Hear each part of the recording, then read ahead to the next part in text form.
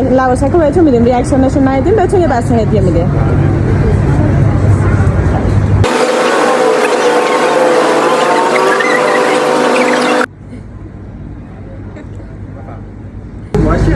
دست شما در نکنه. میشه جان طعمش چطور بود؟ عالی بود. دست شما میشه جان. اگه هیچ ریاکشنی نشون ندید یه دونه وسط فردا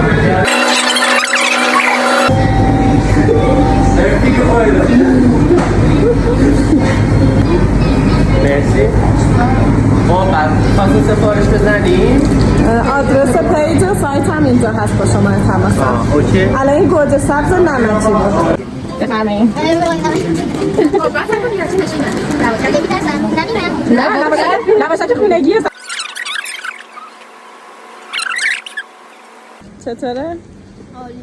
خوشمزه است؟ دوست داشتی؟ اینم خدمت شما بفرمایید. میشه جان.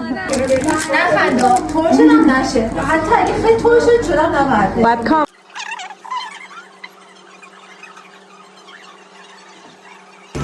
بفرمایید میشه جان. ریاکشن نشون ندید یه بسته رایگانش بهتون تحمیل.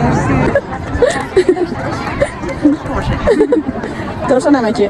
خوشمزه. میشه جان.